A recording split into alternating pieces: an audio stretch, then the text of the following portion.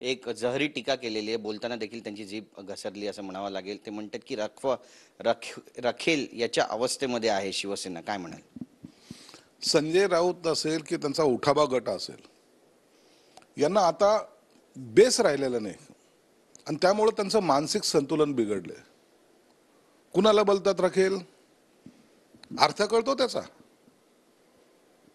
आम्ही होतो आम्ही, जे तुमच्या नाकावर टिचून उठाव केला. काय वाकडं केलं कुणाचं? काय कुणाला तुमचा दबाव होता? हे स्वतः मुजरा करण्यासारखं इतरांच्या घरी जाऊन नाचतात. हे नाचे खरे, हे नाचे हे. अभिमान त्या गोष्टीचा बाळगला पाहिजे की एक हिंमत दाखवली आपल्या शिवसैनिकांनी. लेचेपेचेचं काम नाहीये.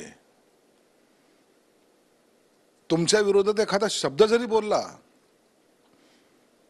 तर त्याची कशी वाट लावायची याच्याबद्दल जर तुमचे प्लॅनिंग आखणारे तुम्ही दारोदार लोकांच्या दारोदार जाऊन विनवण्या करतात, त्यांचे पाय चाटतायत. खऱ्या अर्थानं यांना एक शब्द आहे, भडवेगिरी ज्याला म्हणतात ना, हे ते भडवे आहेत. शिवसेना प्रमुखांनी शिवसैनिक निर्माण केले, हे भडवे आता निर्माण झालेले आहेत. संजय राऊत साहेब, तुमची पण जीभ घसरते असं म्हणावं?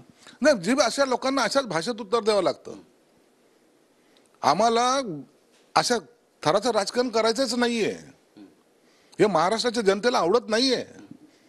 यांनी याला काय बोलावं, त्यांनी त्याला प्रत्युत्तर द्यावं, या मानसिकतेमध्ये लोक नाहीत. लोक म्हणतात डेव्हलपमेंटचं बोला, विकासाचं बोला, आमच्या मुलांच्या भविष्याचं बोला, आमच्या शेतकऱ्याच्या प्रश्नावर बोला. आणि सकाळी उठले की ह्या असे वाक्य जेव्हा वापरतात तेव्हा त्यांना त्याच भाषेत उत्तर द्यावं लागतं, कारण त्यांना दुसरी भाषा कळत नाही.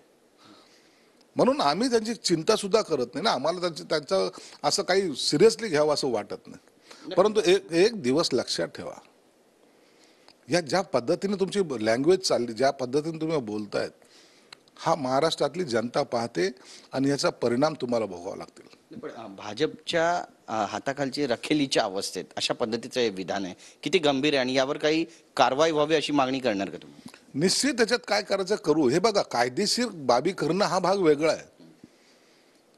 परंतु ह्या लोकांना हे जे काय असे बोलतात नाही, यांना वाटतं की याच्यामुळे काहीतरी आपण वेगळं काहीतरी आविर्भावात काही बोलतोय. परंतु या मूर्खांना माहीत नाही, हे तुम्ही स्वतःची पत घालवतायत, स्वतःची लायकी किती हे लोकांना दाखवतायत.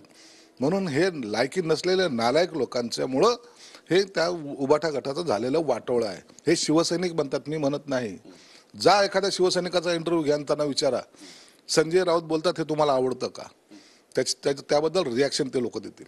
नक्कीच. पण उद्धव ठाकरे यांनी देखील टीका केली आहे एकनाथ शिंदे यांच्यावर. ते म्हणतात की आधी बाळासाहेबांचा मातोश्रीवर दिल्लीला फोन जायचा, त्यावेळेला दिल्लीच्या नेत्यांची चळाचळा कापायची. मात्र आता दिल्लीवरून फोन येतो तर मिंदेंची दाढी चळाचळा कापते.